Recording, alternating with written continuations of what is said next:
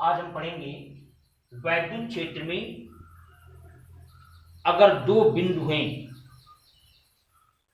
तो किसी भी आवेश को एक बिंदु से दूसरे बिंदु तक लाने में कितना कार्य करना पड़ेगा ये निकालना। मतलब इलेक्ट्रिक फील्ड के अंदर ये दो पॉइंट हैं ए व बी। अगर हम किसी चार्ज पार्टिकल को आवेशित कण को यहां से यहां तक लाते हैं तो लाने में कितना कार्य करना पड़ेगा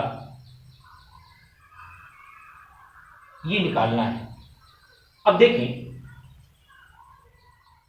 हमने विभवांतर की परिभाषा पढ़ी है कि कोई भी परीक्षण आवेश मान लो Q0 है, उस परीक्षण आवेश को ये वैद्युत क्षेत्र के अंदर दो पॉइंट हैं ए व बी, यहां से यहां तक लाने में अगर किया गया कार्य मान लो W है तो W बटे Q0 को कहेंगे ए व बी के बीच का विभवांतर, पोटेंशियल डिफरेंस। ये हमने पहले ही पढ़ा है कि वैद्युत क्षेत्र के यानी इलेक्ट्रिक फील्ड के अंदर अगर कोई दो पॉइंट है और किसी टेस्ट चार्ज को एक पॉइंट से दूसरे पॉइंट तक लाते हो, लाने में अगर कार्य W करना पड़ा तो W में उस टेस्ट चार्ज से आप भाग दे दो तो जो आएगा वो इन दोनों बिंदुओं के बीच का पोटेंशियल डिफरेंस कहलाएगा। तो देखिए, यहां से आप कह सकते हैं W बराबर क्या, Q0 इंटू डेल्टा V। मतलब टेस्ट चार्ज को यहां से यहां तक लाने में किया गया कार्य ये बराबर होगा यहां और यहां के बीच का potential difference into test charge की वैल्यू।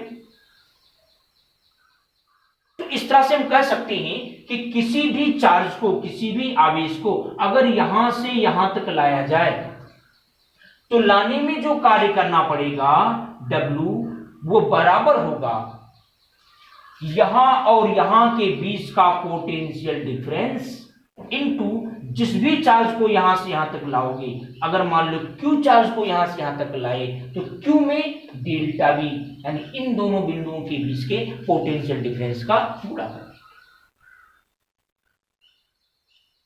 तो इससे हमें पता हो जा रहा है कि अगर दो पॉइंट के बीच का इलेक्ट्रिक पोटेंशियल डिफरेंस यानी वैद्युत विभवांतर पता है और किसी आवेश को एक बिंदु से दूसरे बिंदु तक हम लाते हैं तो लाने में जितना कार्य करना पड़ेगा वो कार्य बराबर होगा Q इंटू डेल्टा V।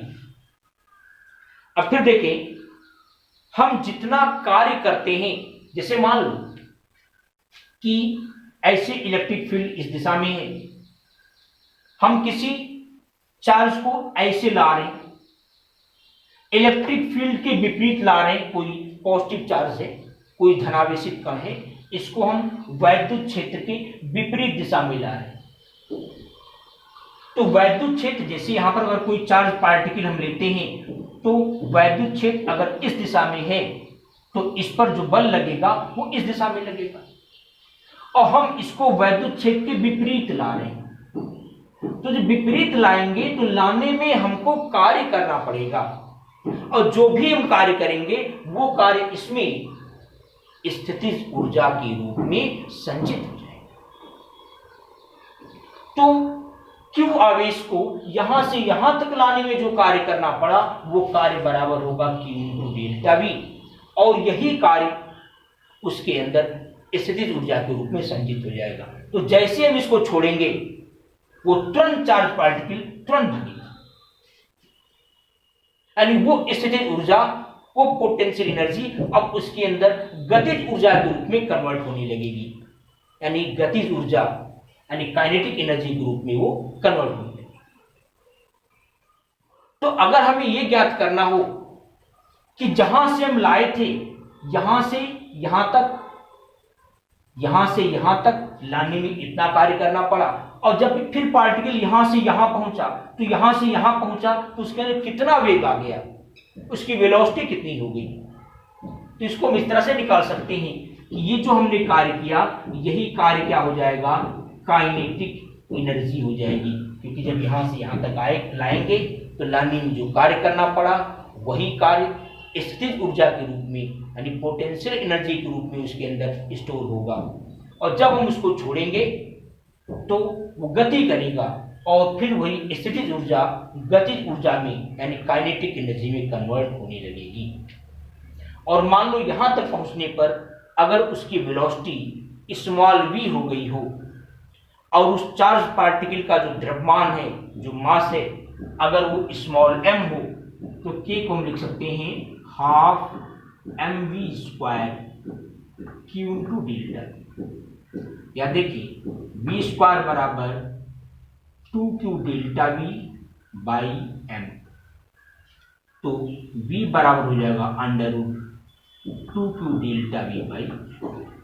इस तरह से हम निकाल सकते हैं कि इलेक्ट्रिक फील्ड के अंदर, वैद्युत क्षेत्र के अंदर अगर किसी चार्ज पार्टिकल को मूव कराते हैं, उसका छोड़ते हैं, तो उसके अंदर कितनी काइनेटिक एनर्जी आ जाएगी या इसकी वेलोसिटी कितनी हो जाएगी। हमें आज पढ़ना है वैद्युत विभव वैद्युत क्षेत्र के रेखीय समाकल के रूप में, यानी हम इलेक्ट्रिक पोटेंशियल को इलेक्ट्रिक फील्ड के लाइन इंटीग्रल के रूप में भी परिभाषित कर सकते हैं। अब कैसे कर सकते हैं, देखिए इसको मान लो कि हम किसी आवेश को मान लो A से B तक ऐसे लाते हैं, तो मान लो हम किसी टेस्ट चार्ज को A से B तक वैद्युत क्षेत्र के विपरीत लाते हैं, A से B तक वैद्युत क्षेत्र के विपरीत लाते हैं, तो पहले हम ये निकालेंगे कि A से B तक लाने में टेस्ट चार्ज को कितना कार्य करना पड़ा। तो देखें, हम यहां पर एक छोटा सा पॉइंट ले लें, मान लो यहां ले लेते हैं, हमें मान ले रहे हैं कि यहां पर जो इलेक्ट्रिक फील्ड की डायरेक्शन होगी वो ये होगी, हम ऐसे ला रहे हैं इसको, और बहुत सूक्ष्म दूरी हम ले लें dr, इतना सूक्ष्म दूरी ले रहे हैं कि मान ले रहे हैं कि यहां से यहां तक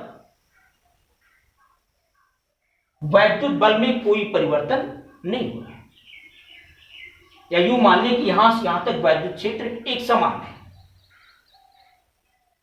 क्योंकि यहां से यहां तक ये फार्मूला नहीं लगाया जा सकता कि किया गया कार्य बराबर बल गुणे विस्थापन, क्योंकि फार्मूला तभी लगेगा जब बल का मान कांस्टेंट हो, और जैसे जैसे आप करीब आते जाओगे बल की वैल्यू चेंज होती जाएगी, तो ये फार्मूला लागू नहीं हो सकता।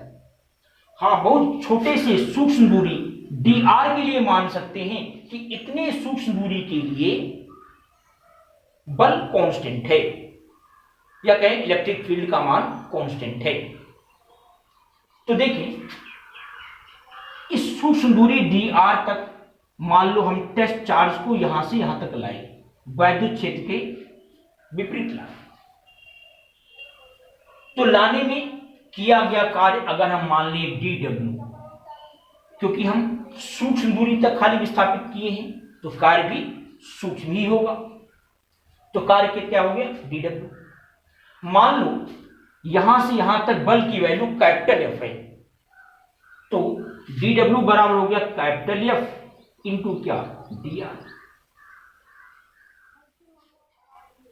अब कैपिटल F बराबर कितना होगा, हमने माना है कि यहां से यहां तक इलेक्ट्रिक फील्ड कैपिटल E है, तो अगर इलेक्ट्रिक फील्ड कैपिटल E है तो हमने कैपिटल E की परिभाषा पढ़ी है, E बराबर होता है F बाई Q, या F बराबर E इंटू Q। तो यहां देखें, F के स्थान पर क्या हो जाएगा, यहां पर F के स्थान पर होगा Q नॉट इंटू E, क्योंकि हम जिसको ला रहे हैं उसके चार्ज को हमने Q नॉट माना है, Q जीरो माना है, Q नॉट इंटू E, और इंटू क्या dr। एक चीज और होगा, एफ के मान को माइनस में लेंगे। क्यों माइनस में लेंगे? क्योंकि जो आपने टेस्ट चार्ज लिया है, परीक्षण आवेश लिया है, इस पर जो बल लग रहा है वो इस दिशा में लग रहा है और आपका विस्थापन उसके विपरीत दिशा में, यानी आप उसके ठीक विपरीत विस्थापित कर रहे हैं, इसलिए हम यहां पर माइनस लगा दिया। ये हो गया dw। dw का मतलब है इस सूक्ष्म दूरी dr तक तय करने में किया गया कार्य।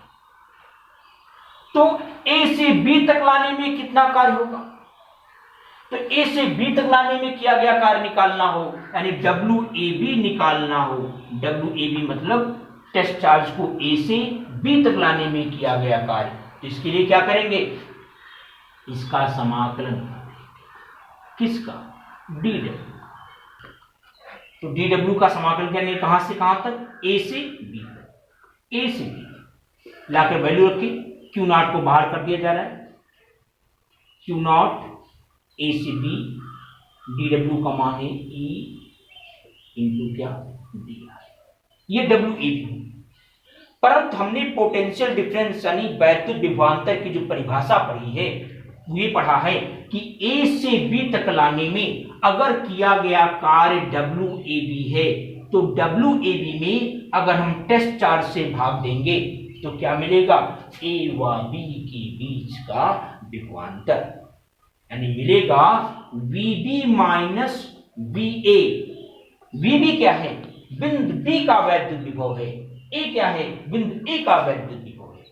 तो VB माइनस VA यानी A व B के बीच का विभवांतर, यानी potential difference, electric potential difference. तो ये परिभाषा में देख चुके हैं। तो यहां देखें, WAB का मान हम ला करके यहां से रखें तो क्या आएगा? VB माइनस VA, WAB का मान इतना आप रखोगे, इतना रखोगे, इस WAB के स्थान पर इतना रखोगे तो Q नॉट कैंसिल हो जाएगा। तो आएगा क्या? A से B E इंटू क्या? dr। अब अगर हम बिंदु A को इन्फिनिटी पर माने, अनंत पर माने, तो अगर अनंत पर मानेंगे तब उस कंडीशन में अनंत पर जानते हैं कि वैद्युत विभव का मान शून्य होता है, क्योंकि अनंत पर वैद्युत क्षेत्र शून्य होगा। जब वैद्युत क्षेत्र शून्य होगा तो वहां पर किसी भी आवेश को विस्थापित करने में कोई कार्य नहीं करना पड़ेगा, और जब कार्य नहीं होगा तो विभव भी शून्य होगा। तो अगर हम पॉइंट ए को अनंत पर मान लें तो वहां पर विभव क्या होगा? शून्य होगा। तो हो जाएगा VB माइनस शून्य, अर्थात खाली VB। तो VB बराबर हो जाएगा माइनस A पर अनंत B इंटू। हम देख सकते हैं कि जो वैद्युत विभव है, इलेक्ट्रिक पोटेंशियल है, इसको हम वैद्युत क्षेत्र यानी E के रेखीय समाकल के रूप में लिख सकते हैं। ये हो गया। अब नेक्स्ट वीडियो में हम इसकी बात पढ़ेंगे कि वैद्युत क्षेत्र एक संरक्षी कंजर्वेटिव फील्ड है। इसके विषय में नेक्स्ट वीडियो में चर्चा किया जाएगा।